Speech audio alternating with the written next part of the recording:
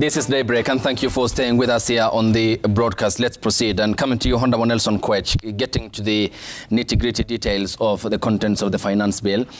And I want to quote the economic survey report, which was released recently.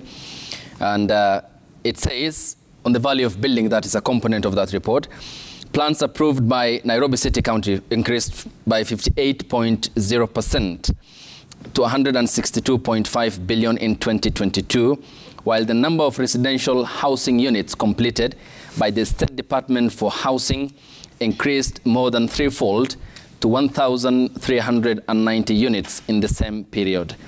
And this is, of course, an initiative or a project commissioned by the previous government. And it seems, according to this economic survey report, that there has been work in progress and funding in place. If the government had funded this project before, why do you need extra money on the housing levy to fund what has been ongoing already? Thank you, Ayub. I think, like you said, it was in our manifesto, first of all. I mean, there are so many aspects that we are looking at in the housing levy, particularly, not necessarily, not directly as you put it, housing. Number one is we promised the people of this country employment, the young people. And this whole noise about levy and levy has nothing to do with so many Kenyans out there. We are talking about the 3 million Kenyans who are in employment, who are being sustained by the other Kenyans who pay taxes for them to be in offices. And I said this, in fact, you covered in one of your clips. Who is sustaining the other? Many Kenyans who are unemployed are paying taxes to sustain some of us who are in employment. If they are unemployed, how do they pay tax? They pay tax. Everyone in this country pays taxes. Okay. Of course, through the commodities that they buy every day. They pay taxes. They pay taxes when they buy any commodity to sustain the rest of us who are in offices. So what is going to happen is this. The president said, I promise you that I will create employment. How do you create employment from this housing fund? Number one, the money that is going to be levied, is going to be put on a consolidated fund. This fund, and I've seen you ask these questions many times in this show, this fund will be used as a security to have a contractor go on site, is given land by the government, build houses, and someone goes and occupy those houses. The ripple effect is what we are looking at. A single unit will employ 5 people. If you're talking of 200,000 houses every year, if you calculate how many people are being employed every year, 1 million Kenyans. 1 million young. Let me just finish, Nyonka. No. I will give you that opportunity. Can I just finish? I'll come to you, Senator. It is uncomfortable, and I want people to listen to that, okay? So 1 million Kenyans will be employed. You've not looked at the people who are going to get employment from architects, from artisans, for electricians, who are going to, all professionals in the building sector are going to work in this hustler fund. But Honorable Kwech, you said the money will go to the consolidated fund. It's going to go into an account. Okay. You said consolidated fund. Not. You just said that. It's going to. Sorry, I correct myself. Okay. It's going to go into a pool where now it is used as security for those ones who are going to invest on this house. Okay, security by what institution? By who? You see, this most of the people, investors will come. Okay, someone will say, I want to. Who are they, local or international? Whatever, international or local. Framework. So, hold on. There's nothing like a legal framework. Listen, it is so simple. Let him make his point. You come, an investor comes, okay? How people build. When you want to build, you ask, okay, what is the security that you'll give me? I want to go and build a house here.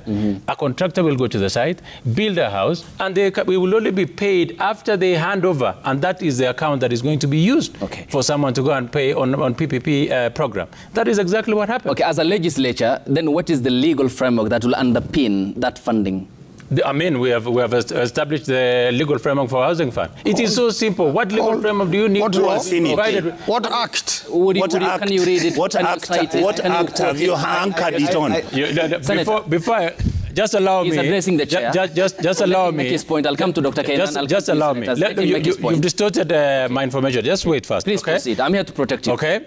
So you've not talked about the hardwares. Yes. Let me just say first, before I come into the legal framework of the housing fund, because it is very easy to criticize, and everyone will want to come in and criticize. I have told you it is going to create employment for so many young people. Okay? I have given you examples of artisans. I've given you examples of electricians who are going to be employed. Look at the ripple effect in the entire economy and the widespread of money that is going to come from this housing fund. And let me tell you, housing fund did not start yesterday. Okay. If you've looked, there is actually a clip that is going around of Raila Odinga personally supporting the housing fund. 1.5%. Yeah, over 1.5%. Okay. So there is absolutely nothing that is new here. Okay. We are just trying to politicize a very, very good Senator, final question. We need to finish up with this. I'll come to Senator and Dr. Kainan. Allow Kenyans understand the legal framework, because you are undertaking funding, you are undertaking a project to employ Kenyans, as you have said, but what is the framework legally that will bind that? I think there's something that, instead of pushing to him, there's something that we need to understand this. This is a process. It's a process. Once the finance bill is passed, the next thing is there'll be regulations. Regulations now to govern the fund. The regulations will be subjected to the Statutory Instrument Act. It will be gazetted. There will be public participation. It will come to Parliament, go through the delegated committee, and ultimately the regulations again will be agreed, even those who are going to manage. And I'm sure there will be representative from, maybe, I don't know, I don't want to speculate, from KOTU, from the employer, they'll be representative. Yeah. So it's going to be a fund that is going to be, it's not going to be a government driven alone. So once the finance bill passes, the regulations, what I think now that's clear, the regulations now will come as a different component. The regulations that will govern on how the fund now is going to be managed is going to come as a completely different component. That's the bit that now we are all struggling actually. And a bit that also needs a satisfactory answer. Yes, Senator. Yes, I really want to disagree with the Honourable Kainan and also tell him that if Honourable Kalonzo was doing something which is repugnant to justice or illegal, I'll tell him so. I want to tell you, I've been in that committee of delegated legislation for many years, even in the Senate. This is an omnibus bill. You cannot have regulations which have no policy and there's no act of parliament. There's no single act of... You see this an omnibus bill, it has many bills. You have to go to which specific bill under this a minister will make regulations. The National Housing Act is what is being amended. I think I'm not a lawyer, but at least I have lived enough to just... We need to be fair. There is a law, there is the National Housing Act. It's been amended. There's going to be the levy. After the levy, whatever it is passed through the finance bill, there's going to be regulations. The regulations now will have different components, and the regulation now has to go through again the same stages. Whoever is going to be the minister, whoever is done, has to gazette, pass on to this. After the gazette, it comes to Parliament. They write to the clerk, and then the clerk brings the same to the floor of the House. It's subjected, it goes to the delegated committee legislation. They again invite the public, and ultimately that will be agreed. And I can bet there will be private sector involvement in the management of the fund. So it's not easy. We have not yet reached that level. Okay. So first things first, before you... Which comes first? Yeah, you must first make the law. The passage of the law comes first before the regulation. Because what will you regulate? You don't have the law. No. You must have the law. You must have the component. Okay. The basics. Then the Housing Act should first be amended to accommodate. That is what's been amended. To accommodate this house. And also there's something else which has not been considered, and Kenyans are being rushed through. First of all, where is the government land across each county, to be fair, or region, where you'll build these houses? As far as I know, the government houses in Makueni stagnated many years ago, and every year, I brought it up in Parliament every time, they pretended they have allocated funds, then the financial year will end, and these houses are being vandalized. They've never been completed. But Honourable Manzo, Senator, this is the cure. You are calling for the amendment of the Housing Act first? First. As laid out in law? Yes. If that is amended first, as the procedure requires constitutionally, will you support it? You mean you will change your goal? After that, after you have amended and you have a framework, then show us where the money is going. Because they are saying this money is not a tax. Any money acquired from you by force is a tax. And you know governments rule through force and violence. And that's how governments are formed. Now, already violence is slowly being unleashed to Kenyans. All governments. I've never had a government that is... All governments. Senator Onyonka. All governments. Let me just go completed. So the point I'm trying to say is, first of all, before you set up this levy, you must first establish what levy is it. If it is not going to consolidated fund, then it is money you cannot account for, and this is money which is going to be stolen. I have heard this story for many years, and it has never been implemented. PS Higa has been on this for close to 12 years now. No single thing has ever been implemented. Okay, and you said the money will not go to the consolidated fund. It must first go to consolidated fund by law. You know, sometimes, Yusuf, data is an incredible thing. All right? If you look at what is happening in our country, haven't we had housing estates developed before? We have had the Ngei estate. We have had the Buruburu estates. How are they being done? The national government used to have... There's also Nyonga estate. There's a Nyonga estate and all those estates in Nairobi. Those estates were built by the national government. The government provided a sovereign guarantee. The government never forced anybody to raise money, then they build a house for you. What the government told you was very simple. And this is what I had expected the president to do. I expected him to actually say, we are going to do this through a PPP arrangement. We are going to negotiate with, whether it's private individuals, whether it is bilaterals between different country to country, whether it is business to country, we are going to negotiate all that. The cost of the construction of these houses, as we speak right now, I have not seen, and this is why I keep saying, some of us are just uncomfortable because the information as to what this housing fund is going to be is so scanty. What is the fund going to do? How much are you expected to raise for what period? How much is this house going to cost?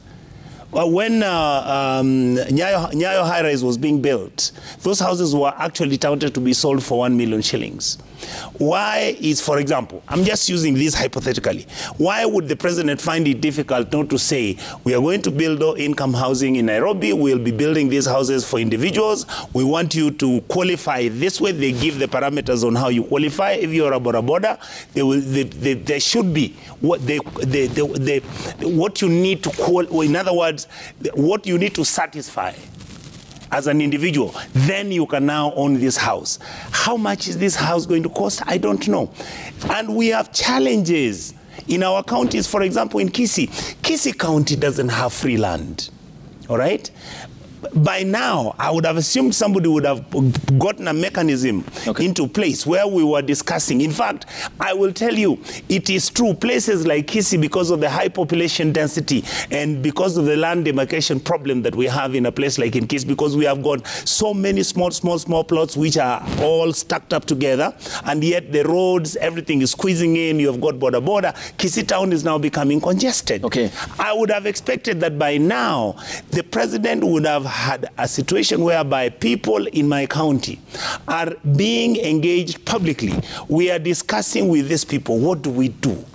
All right, are we going to buy land? Are we going to, is there any land in other areas, Nakuru, Eldoret? I mean, there's a lot of land. Okay, Senators, you make that point then. Yes. What Dr. Kainan and Honorable Koech are saying, yes, and Kenya Kwanza and the government by extension, is that we need revenues, you need to upscale our revenue streams. And you said you can never tax your people to prosperity. You can't. In your opening statement. Yes. Then what's the alternative? How do you, what's the alternative to raise revenues for Thank you. Because the country must run. Thank you. I'll tell you that. The other point that I didn't finish in my argument is this. When my brother tells me that he expects 1 million people to be employed, where is the data? I mean, why are we assuming that we are picking information and we already have it and we know what the eventuals are going to be and the consequentials out of this exercise? What I am saying is this. Kenyans are not really saying they can't pay taxes. What we are saying, tell us why we have to pay these taxes that you are insisting at those rates. It is not a tax. It is a levy. But a deduction. A deduction. It still affects the pay slip. It's a tax. It's a contribution. If it is a deduction, but you are not giving me an option. Okay. I have not been given an option. It's mandatory. What about the option of getting your money after 7 years? Yes. How do you know that? Yeah, but I don't have a legal framework which is going to give me the money back. A legal framework, it's and number two, let me give you just hold on. Let me give you an example. Take 2,500 shillings a year times how much?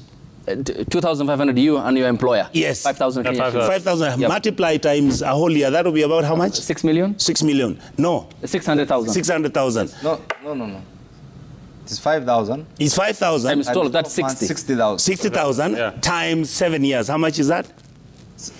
About It will be about 630. 600, 700,000. Has the president said you'll be buying this house at 700,000? okay. No, I think that question needs to be answered. You see, we are jumping the gun. We have consumed a lot of propaganda that right now we are blinded by actually the way this thing is supposed to work. First thing first, the finance bill will provide the first stage in the actualization. Make contribution. 3% yourself and 3% from Employer. This will go into a pool. The governance mechanism will come through legislation, through regulations. That's what I say. On this other framework, you will be entitled, you're told, as an individual contributor, you can get a house through a rent-own mechanism or through a tenant purchase mechanism. It's in the basics. You can own, and as an individual, after 7 years, you can pass it to, you are dependent, you can get paid back. I want to add even another regulation, another component.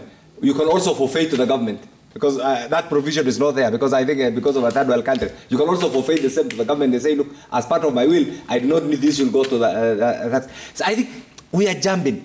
What my brother, my good friend, and I like the soberness in this, that stage will come. Right now, it's the basic. Let's have the contribution mechanism. Okay. The next stage will come. The final stage is, let me tell you the issue of employment. I'll tell you this. Kenya has been rated as one of the best in human resource capital by virtue of Kenyans' individual drive to get education. We have been rated, by the way, I don't know whether you know. It's because of its human as resource one of the best export, okay. in human resource capital. Meaning there are many Kenyans who are in the informal sector. If they are going to be housing schemes in 290 constituencies, you can imagine the Kenyans who are underemployed, the Kenyans who are unemployed will venture, some through construction, some through other small jobs. So the issue, it's not something that complicated, but I can bet it's not going to be even 1 million. It's going to be more than 1 million. Okay. And two, the issue of land is emotive. Where I come from, I like the way Senate has put it. His thinking applies to Kisi. Where I come from, there's plenty of land. Where he comes from, there's plenty of land. Where he comes from, there's plenty of land. But I think once we take the general picture of the country cumulatively, we realize that there's enough land. And equally, take this. The government of the Republic of Kenya is the final custodian of land. All right. If there will be a clash. Okay. Senator, That's the point. This is the law. If there will be a clash between the public interest and individual interest in even land ownership, I can tell you what will take precedence is the collective interest. all right. As a supporter, and I don't... okay. There's an issue. The issue of land, yes. the issue of housing is a basic constitutional right. It's incumbent upon the government of the day to make sure that every Kenyan enjoys a decent house. How is that realized? It's not a dream. That is realized through a well-calculated, well-funded, well-structured house. One time I was a board member of the National Housing Corporation. Let me tell you this. All right. When we started those funds, these things were there. The ideas were good, but everybody was afraid. Let's not institutionalize the fear of the unknown. Okay. Let's take this very pragmatic mechanism. Thank you. And I can bet in 3 years, Kenyans will celebrate the benefits that will be accrued out of this. All right, Kenyans have been paying taxes in the colonial times anyway, but they never got services as required, which is commensurate to their taxes. Hang on, Senator. It's still on you, Dr. Kainan and Honorable Koech, and also you, by extension, this question applies to you. Because the component we have discussed is the housing element, and there are other elements which inform also the economic status of many Kenyans at the moment. For example, is the upscaling of the VAT on petroleum products from the current 8% as proposed to 16%. How do you justify the pressure that will be pushed on consumers who will have to pay for example, the LPG gas and the lessening of the taxes from point A to point B, because logistics is involved and you have upscaled the cost of the VAT on petroleum products, and that has to move from, for example, your constituency in Eldas to his in Belgut to Makueni and Kisii counties. Isn't that not a burden on the consumer? True. You see, you need to look at the whole thing cumulatively.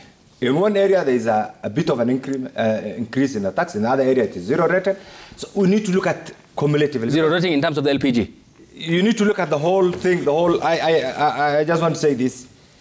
If you look at the whole proposal in totality, you'll realize that there are more gains actually, in the long term, than what is being projected. I do agree In fact, the last time when that the VAT on fuel was reduced, actually was part of. But right now, the reality is, things have changed, and the government has to get revenue. And I'll use this. If, God forbid, we don't pass this, we default with our external obligations. Even the savings we are talking about will be wiped out completely, so everybody will lose. So it's better we suffer a bit for the short term and gain in the long term and take care of our image as a country, take care of our individual interests. That is the picture that, otherwise we are not saying everything in the finance bill is rosy. There are certain painful decisions that have to be made for the sake of the country, but equally, the government is obligated to manage the affairs of the people of Kenya. And if they don't, I can tell you, I'm aware of certain things, and that's why sometimes people are very cautious about my involvement. There are people who are pushing for Kenya to go the Sri Lanka way, default and everything, because that is not, everybody will lose. Okay, let's get back away from Sri Lanka, Honorable Kenan. And because you said you have understood, you have read the bill, that's what informs your position on supporting it. And the fuel, I'm still on that VAT, on fuel. I'll come to you, Honorable Coach, I'll come to you. Let me finish up with Honorable Kenan, Dr. Kenan. Do you understand, Honorable Kenan, that by virtue of increment, VAT on fuel has 31% net effect on the cost of electricity? And to justify that point, we use Kenya shilling 7 out of 25 on FCC, which is the fuel cost charge per unit that Kenyans buy, because we use diesel to power our generators and produce electricity. Why are you not telling these effects and making it clear to the Kenyan people on the net effect this will have also on the cost of production away from the VAT on fuel, which will have, again, a burdening effect on the taxpayer that you are saying this bill will help? Wait for our proposal through the... But that is the effect it will have. What I'm trying to say is, wait for our proposal that will come through the committee, and you will see the scenarios that we are going to give. Okay, is this a factor that will consider? I don't want to speculate. Wait for the proposal, the report from the committee, and see how that issue is going to be addressed. But you understand the net effect it will have on the cost of electricity? Every proposal has an effect, whether positive or negative. Thank you. But the bit is, we have to look at the bigger picture. What are the options? What are the alternatives? Okay, the bigger picture is that it will increase electricity production and further push the cost of living. The bigger picture is, if we don't undertake certain things, then as a country we are doomed. And it's not the making of the current government. It's something that all of us, including me, have contributed over the years. And it's you, and it's you who bear the responsibility, leadership, because you have, Kenyans have been paying taxes. Absolutely. And they never got the services they require. That is why, Ayub, right now, we must think out of the box. This fear has been in us since we got independence. 60 years, it has failed to work. Thank you. That's why right now we require a pragmatic approach in solving the many years of problems that we have had. Honorable Coach. Is actually a problem that yes, Honorable Coach. My case is simple on fuel levy. It's a global phenomenon. Look at what is happening globally, not just in Kenya alone. In the UK, I mean, there have been demonstrations against the high cost of fuel. 2 days ago in Morocco, the same thing. I mean, it is a global phenomenon. But Kenya is not in isolation. So if globally there is inflation on cost of fuel, then I mean, we have to match up that. So the only way to do it is to continue improving that. And let me tell you, Kenyans would demand for good roads. I've seen a lot of demonstrations. In fact, I saw last week some serious demonstrations in on the Bonyonkas County. People going out on the streets demanding that they need good roads. The only way that we can have good roads is by levying. So you have fuel levy, and then you can use that for construction of our roads. It is a fair levy. And this thing was not, this is not the first time. In fact, in last... You're supporting the levy? Why not? You're saying that will help the putting up of roads? Absolutely. But your party leader, the president, said on the 26th of July during the presidential debate that not do the roads. Will consider as a president is the removal of the VAT, I mean, levies on fuel. That's what he said. No, but it is, like I was saying, the cost, it is going to come to Parliament shortly. That's what I'm saying. The cost. His position was that he will do away with the levies. But how will you do away with fuel levy? It is a global phenomenon. Are these questions that you normally ask when you have your parliamentary... That is why, like Dr. Kenan did say, there is give and take in this bill. There are sections that he's saying, okay, for LPG, with this one we can reduce the levy on the taxes on excise duty on gas, and at the same time you increase on fuel. Is it the gas or the cylinder? The gas. Okay. Why will you need okay, that? You're also buying the stories that are running out there. Thank you. I had a sit down with the president on the 13th of last month, and this was a question that came up because he promised that by June, we are in June, today is the 6th of June, that the cost of the cylinder will come down. That is not yet effected. So on the cylinder, I just want to understand how the pledge on the cylinder price will be determined. That, to be very honest, I do not want to respond to it because, I mean, I'm also learning what is going on. But on what I know is what is coming before Parliament, and that is basically on the LPG.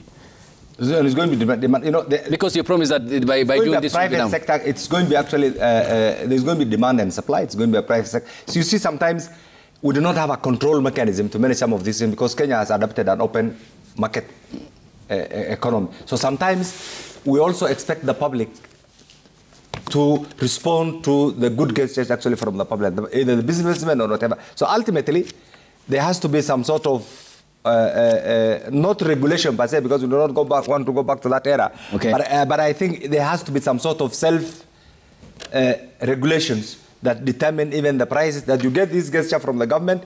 The same must be responded to positively by the players in that particular sector. Okay. And I think that's what is missing. It's just a matter of timelines. It's the president who said by June it will be down. Not yet. So that is the intention of the government. Okay, what is the practical then after the intention? The force of demand and supply. But the people... How will you determine, for example, the price of the cylinder? You see, this is why sometimes it's very difficult actually to undertake certain... To run a government. Do you resort to price control mechanism? Do you allow the force of supply and demand actually to control it? That's why sometimes the government plays the big brother role. The big brother role is, we have given you this, respond positively. If you take the other alternative of through legislation or through regulations or through whatever, it doesn't also work. Because so free market economy is your concept, which it's not it's a concept all over the world. Okay. Even the concept in Kenya here. Just like now the media practitioner here. Thank you. You have regulations, but you still have to operate within the framework of that regulation, self-regulations. Yeah. And that's the same actually even with other groupings. Okay, I asked that question because a senior government official also asking my colleague whether we are in a communist state. Yes, Senator. Yes. First and foremost, I just want to go back to the basics. Honorable Koinani has quoted the Constitution. It is true that there is everybody should have decent housing. But again, when it comes to this levy, come tax, and there's no proper provision where it is going to be taken after being collected. It doesn't go to the consolidated fund. Therefore, its budgeting is a problem and accountability is a problem. The principle in the Constitution is that you cannot force somebody to save. You cannot force every Kenyan. You mean the housing fund? Yes, you can't. But why did your party coalition leader Odinga made the similar remarks of supporting 1.5% deduction for Yusuf? I will answer. Yusuf. Okay, hang on, Senator. Raila is not president. Okay, hang on. Raila is not president. Okay, hang on, Senator. Please allow me to make my case. Dr. Kenan. The problem with this panel. Okay, the point is, Senator Manzo, why I am holding you to that account is that there is a tendency of feeding from the same trough. Yes, Senator Wanyoka, I agree with you. He is not the president. Exactly. But he sought the presidency on that pledge. My point is very simple. He didn't win. But he sought the presidency. It's irrelevant after that. Okay, were he to win... Were he to win, then right now I would expect them to be challenging him to explain. Okay. Yes, Senator, proceed. Yes, so even when he had proposed, it was a proposal of 1.5. Now the government have doubled that. And I believe then it would have gone to the consolidated fund. So first and foremost, we want to know this money is when it is being collected, where it's going to. Kenya has a lot of money. Kenyans have been paying taxes, and you see, we have given to Caesar what belongs to Caesar. What has gone to, or what has been collected as taxes, unfortunately, is lost to corruption. If this bill was talking about how we are going to improve, fight of corruption in the country, then it will also make sense. What we have done is we have gotten a very good chairperson of ESCC, but he has no structures from the CEO downwards to the counties, or now effectively could check corruption. So, but the point I'm trying to make is that first and foremost, we are breaching the Constitution anyway. This is an unconstitutional act, even if it is forced to the people through parliament. It is an unconstitutional act, and it is something which must be challenged at all material times, so that when you make collections from the people, then it must be accounted for. If anyone wants, that's why the last time it was challenged, the court said that it should be voluntary. And if you want it to be voluntary, you save through a circle. People organize circles, even from the lowest level, they will still be able to do housing for themselves. So there's a big problem. Even if Parliament passes it, I am very sure it's not accountable, and we will not see the results. They have always been talking about this, and we have not seen the results. And most important also is the fair distribution of this to everybody. When you say you are going to employ people, the private sector, actual government is trying to do the work of private sector. The private sector is still doing a lot of construction in the country. It is buying a lot of sand, it is buying a lot of cement, and it is already employing a lot of young people. Okay, and talking about what you said is corruption, you are a senator who sits at the House considered largely as the guardrail of the devolved system of governance, and you talked about the counties. Yes. I mean, how then do you hold the governors to account through, of course, the relevant committees on resource pilferage across the counties that the Auditor General and the Controller of Budget have both pointed out in their reports? That's why I'm saying ESCC has not investigated counties effectively, because enough monies have not been put in the budget process to strengthen the fight against corruption in the country. It is true we have a very good chairperson now, chairing commissioners, but after CEO, there are no structures which cascade all the way to the county. So we have a very big problem which should be addressed first. Before we begin collecting the monies, let's address the problem of corruption. All these monies is going to be stolen, it is going to be unaccounted for, and it is going to Koeche's pocket and others. Okay, wait, well, that is an accusation. For me, he's my friend, that's why I can. Yusuf, I will say this. If, and Honorable Kainan, I know that you are now talking with the President and my brother. What we are actually asking for, can we have clarity? Simple, just clarity. Tell us what it is that you want to do.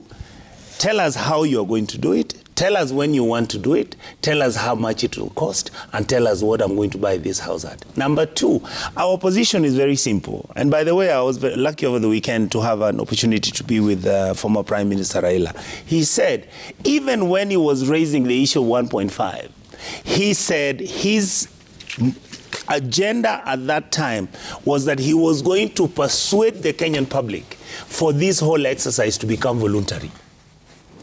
You see, when the process is voluntary, let me tell you, Honorable Kainan, as I'm sitting with you here, if you convince me and I see the numbers are adding up, I see the data is adding up, you tell me this house is going to be 1 million shillings, why wouldn't I want to buy my child a house that is costing 1 million shillings? Because it's affordable.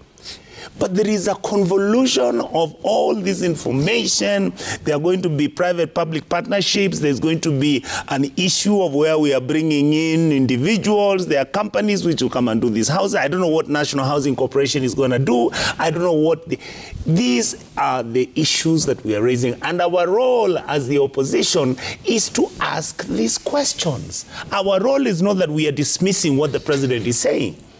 And Yusuf. Ayub. My fear as a Kenyan politician is that I don't think Kenyans understand what democracy, this thing we have called democracy is all about. It is never meant to be a do or die. Sometimes I have absolutely nothing to worry about if the president called Kalonzo and the team on the Azimio side and said, I would like you people to come and we discuss 3 things. This issue you're talking about, food prices, you people want to talk about fuel prices and this housing thing. And I mean, there are so many things that are happening wrongly right now. We don't have NHIF, all right? NSSF is not functional. County governments are not getting money. And I don't want it to look like, yes, I'm blaming President Ruto, he's the one who's mismanaging. That is not where we are. We are saying, can we have order? Can we have a government, your government in power, which is also my government, all right? So that this government can begin to tell me, I went to school to study economics. There has to be strategy. on how you are going to tackle A. Then after you finished with A, you go to B. Then when you go to B, you go to C. Right now we have got A, D, Y, X, Y, W, all of them coming up from a pot, and I don't know which one makes sense and which one doesn't make sense. Can you imagine, and I'm a senator, what about if you're looking at a border rider who never went to school, or an old mama who's selling vegetable? So we need certain explanations. We need certain logic. Yes, Doctor. I think there's one thing that is also missing in the whole debate. Which is? In our competitive politics, which is part of our democracy, parties have used different platforms, different approaches, different policies, even explaining the same thing. What I find as a fallacy, actually, in our context, we have had two major parties. One party is in the opposition, the other party now is in government. The party in the opposition wants to force their own ideologies to the government in power, which is undemocratic. The best that will have been is provide oversight, allow the government a period to implement what they have promised through their manifestos, through their policies, provide oversight. Here is like you are saying, if it's not my way, your way might not be their route. Maybe if they use the, just a minute. What's your point? Let me come to another question. Let me explain this. I raised the same issue. Let me explain this. Why was Biden negotiating with the Republicans for them to pass the budget? I will tell you this. I will tell you this. Why? I will tell you this. The circumstances are completely different. Absolutely not. No, absolutely not. Let me explain this. If this bill, doesn't pass, can I explain this, bro? You are increasing the debt limit. Can I explain this? You are increasing the debt limit. That is what they have done in the U.S. Okay. 1 second. Make your point. Make your point. You're increasing the debt limit. With a lot of humility. Allow me. In the American context, the Congress is under the leadership of the Republicans. The presidency is in the hands of the Democrat. Congress is so meaning two parties are in power. There has to be some sort of an understanding. So to let me explain. The winner should take it all. No, I think that this is the bit that you need to understand. In that context. But we are saying in our context also, because we are an African country, we must be able to accommodate each other even when you have the majority. Okay. Provide that's an what alternative. You people have, that's what you have forgotten. Okay, you have talked about context. Allow me to context it. Yes. You talked about debt ceiling. Yes. You talked about the Republican and the Congress. Yes. I mean, the beauty about it is that some of the proposals that touch on matters that affect the value of the dollar in the common American in his pocket have not been touched on. Much of what the Republicans and President Biden had discussed is discretionary, because they thought if this will have an effect on education, transportation, salaries for the federal employees, and debt payment, this will have public backlash in the elections in 2024. Exactly. And taking responsibility. Coming to you now. Yes. You have talked about debt ceiling. You were in the National Assembly the last time. Yes. I'll come to you, Honorable Koye. Just hang on for a moment. And since 1960... That is fair share of the talk. Okay, I'll give you enough time, because accountability is key. Okay. You have talked about debt ceiling, Honorable Onyok. You were in the National Assembly last time. In 2019, the World Bank advised Kenya against upscaling the debt limit. True. The current one. In America, since 1960, because you talked about the Americans, they have raised their debt ceiling 78 times, 49 under Republicans and 29 under the Democrats. Why, against the advice of the World Bank and Bretton Woods institutions, did you, as a member of Parliament, agree to upscale that debt ceiling as a member of the National Assembly then? Thank you. I'll answer you. Same problem we have right now. Jubilee had the majority. We had no say. Honorable Koye. We had no say. That's how we got into the debt. Okay. That's how we moved out of 2 trillion debt with Kibaki to 10 trillion between President William Ruto and Uhuru together. Okay. Coming to you, Honorable Koye. One of the other proposal in the bill is on the issue that you, the Kenya Kwanza Alliance, campaigned on then before the elections and before you were accorded the mandate. And the denominator which was common in your campaigns was that you will help the hustlers grow, who are at the bottom of the pyramid. The head of state yesterday also during the UN summit talked about the same people. But you have raised the turnover tax from where it was 1% to 3%, now targeting businesses that make up 500,000 Kenya shillings. This is largely the small micro enterprises in the country. Why then have you reneged on your pledge and promise to tax the same people who said should not be targeted by taxation policies which you said were punitive then? Well, before I come to the debt ceiling, I don't want to address it, but let me say that the turnover tax is only up to the people who earn above 500,000. I said so, yes. Did you say that? Yeah, that is, and largely they are small micro enterprises. Those are largely very big business people. If you're earning 500,000 and above, That's fairly a good business. Okay, let me break it down for you mathematically. Yeah. It's equivalent to making 1,369 shillings every day for the year. It was moved up by 5%. But, you know, we find ourselves in an extremely difficult situation. And I like the issue that you had talked about, the debt ceiling, that there was a one-ton borrowing by the last regime. That we must admit. We find ourselves in a very difficult situation as a country. And I like the debate. It is, for the first time in the history of this nation, no document has received so much attention like this finance bill. And even the discussion now, there is not politics. People are discussing on the quality of life they want, and they are being very objective. And some of the arguments, even advanced by my colleagues here, even though they disagree with me, I accommodate them, because that is what we were meant to do as a nation. So last regime, we almost bust our borrowing limit. We have a very small space to play with. What do you expect a president to do when you've come into power? Number one, like he's always said, stop digging when you find yourself in a hole. We have stopped digging. We have to live within our means and stop being extravagant.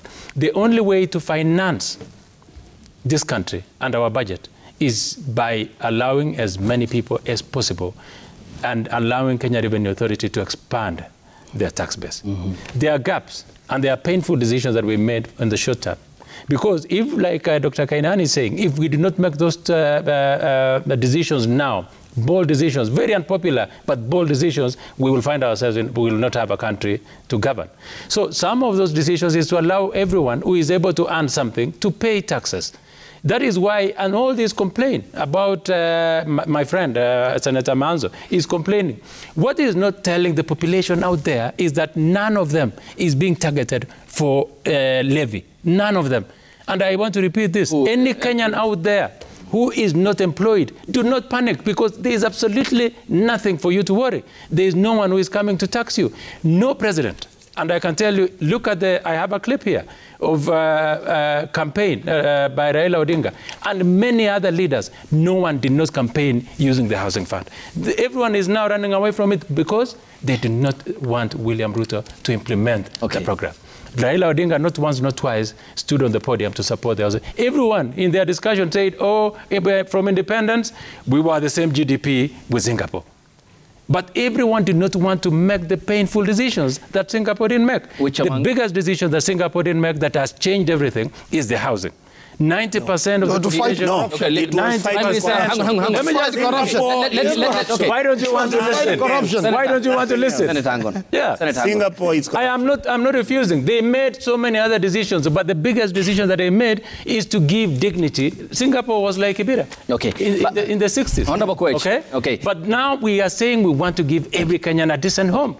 Everyone wants to run away from that. Singapore right now, look at where their economy is. The only way to do that is to allow this housing fund to take effect.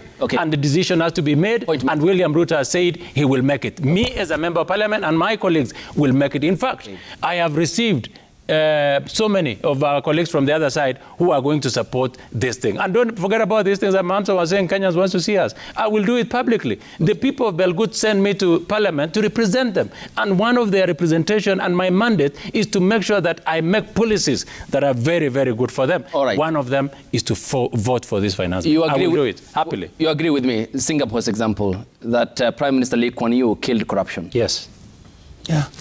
We have money amounting to more than 15 trillion stashed out of Kenya since independence. Absolutely. In offshore accounts. Yes. That's corruption. Yes. And this debts to, of course, previous administrations. Yes. And you know who has stashed those monies abroad? Okay. Yeah. We'll get to because there are reports to that effect. Yeah. But data by the Central Bank of Kenya is what shows that. Yeah. And that largely is attributable to who we had in positions of leadership over time. Absolutely. So he killed corruption, you agree with me? Absolutely. In terms of the housing, now Singapore had solved its housing puzzle. It has a population of about 5.4 million. That's equivalent to what Nairobi has. So how do you compare the two populations? What's your target audience? Who do you target with your housing project? I have told you 200,000 units every year. Across? All the slums. We have about 6 million Kenyans living in slums now. Those are the people that we must make sure that we give them affordable housing. 60% of Nairobi. And 60% of Nairobi is slums. I mean, is that being fair that we still have in this era, flying toilets. That is why we must take that painful decision. Okay, why? And you know, Ayub, there's something that you keep running away from, and I want you to make sure that the public can understand. Why politicians are out, some politicians are out to criticize it, is because they are comfortable. They have a mortgage. No. General population. Can you substantiate? Can you substantiate? I have heard, but because Onyonka is my colleague in Parliament, okay? No. We took mortgage with the other day. I don't know. Okay. But why are we refusing the other Kenyans to also afford to get into a housing? In fact, that cannot be. From a historical perspective, I can tell you one time. Yes. Let me hang on for fair purposes of balance and fairness. Has he not taken his mortgage? Ask him. Okay. Let me tell you. Of course, you parliamentarians are privy to that. Yes. You tell me. Wait. It's not me who has taken the mortgage, or it's not you. I think you simplify this issue, and yet that's not where we are. Let me explain to you, my brother. For us, what we are asking, even when you are painting this rosy, most wonderful picture on what is going on. Number one, Koech, why do you think we are having a problem with our food? For security. We have no food security. Our policies on agriculture are so messed up right now. If you ask me whether Kitale, Trans Nzoia, Nandi, and everywhere is going to produce enough food, yes, I know you'll tell me the president went and gave fertilizer, which was subsidized and all that. I will tell you, in Kisi, people who received that fertilizer were not more than 200. If you look at where our country is, all the industries and factories that used to produce things in Nairobi to employ Kenyans have all left. Why? Because our cost of doing business is unacceptable internationally. My brother Kainan, you're talking about Ethiopia. All the people who are growing flowers in Naivasha, they are moved to Ethiopia. All the people who are doing business in Kenya, most of these companies are now moving to Tanzania, and they're all moving to Ethiopia. Our people are losing their jobs.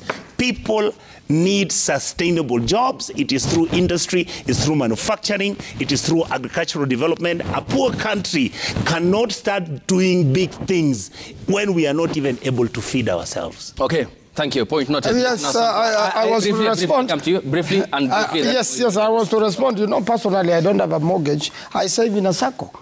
Encourage Kenyans to save. We should have structures. Precisely. What we should have structures. No, this is not a saving. This is a tax where the money is being administered by somebody and you have no control. Encourage even, you know, if Kenyans save and also Kenyans create employment and create businesses, that is where Kenya will get wealth. And one of the businesses in an agricultural country is agriculture.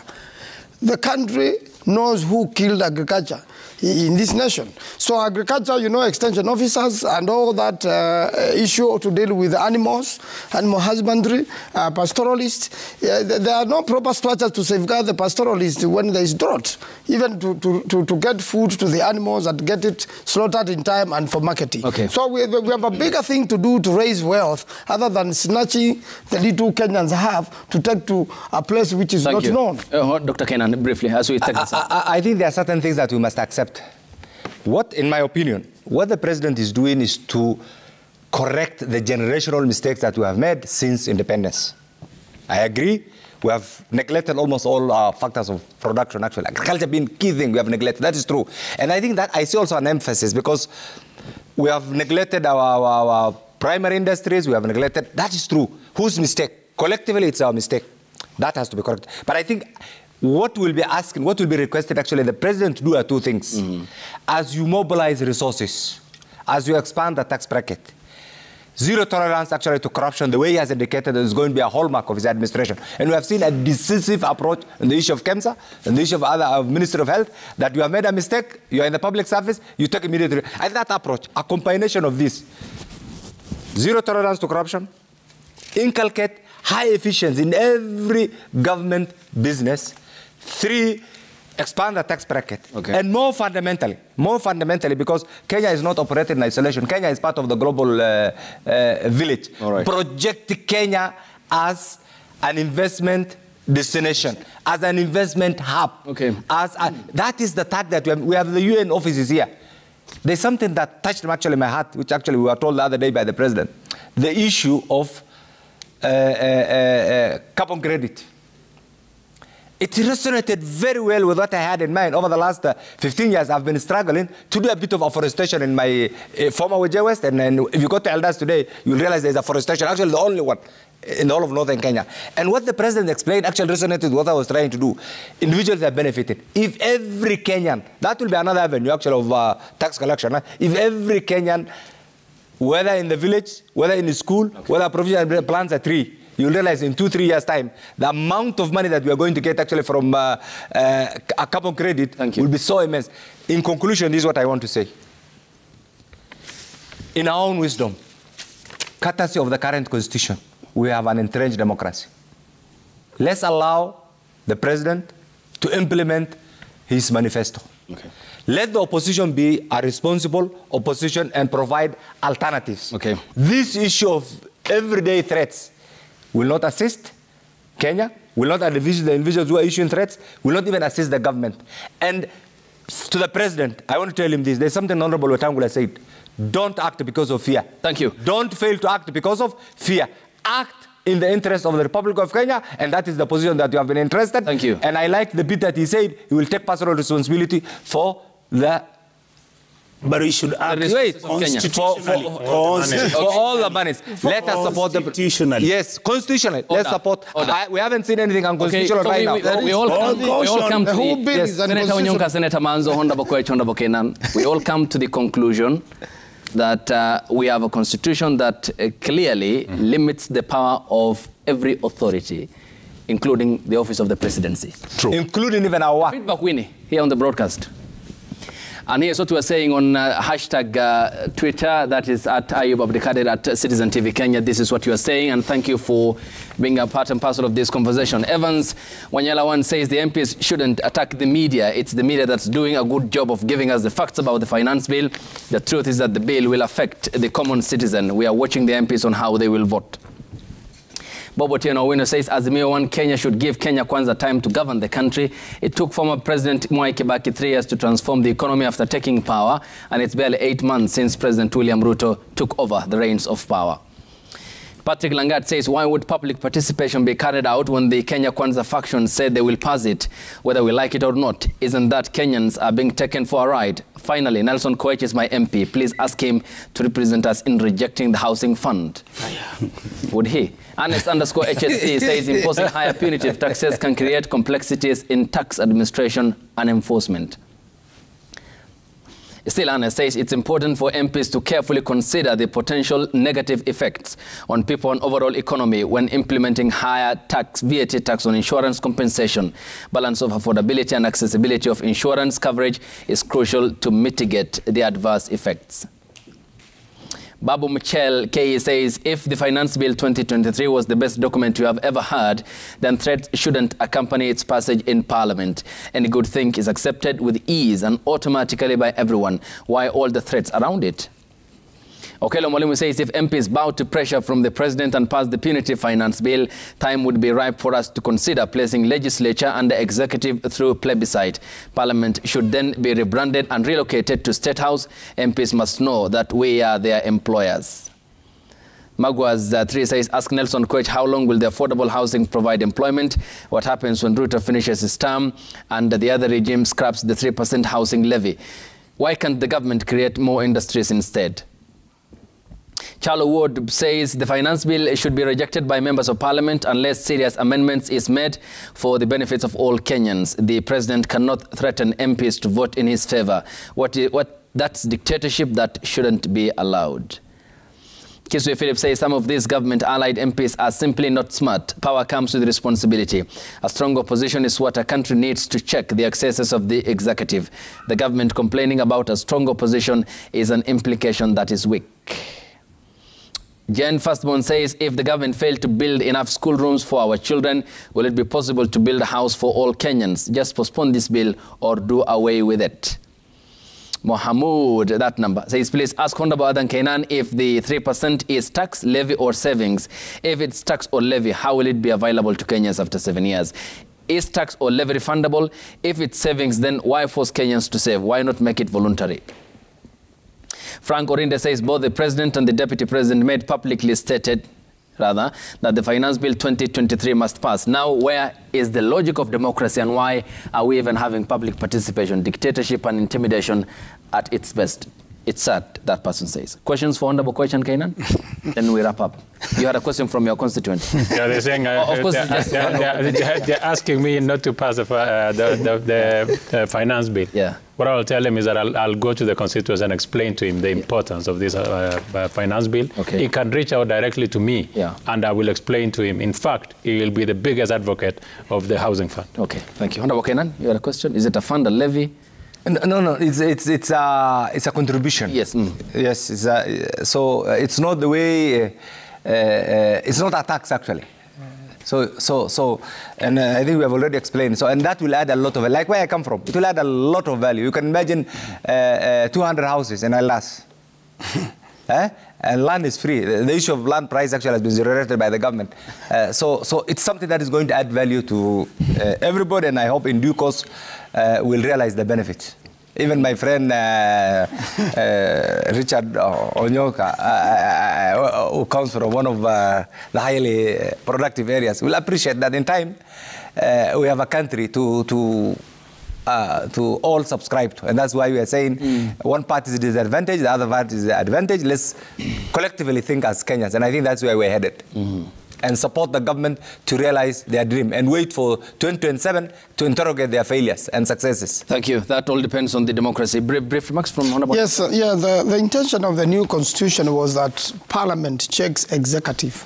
Parliament is not part of the executive, and we'll be failing in our role if we do not correct the executive when it makes a proposal to the National Assembly which is unconstitutional and it is illegal. I think it's a high time MPs from Kenya Kwanza and from Azimio stood for the people and voted against this bill. For me, the message I'm receiving from the people who voted for me is to vote against the bill. I have told them if there are certain amendments that will be made which are favorable to the way they want to reason out, and if I find that the amendments are actually practical and acceptable to me, then I will tell them there's a need. But right now, the way it is, I will not vote for it.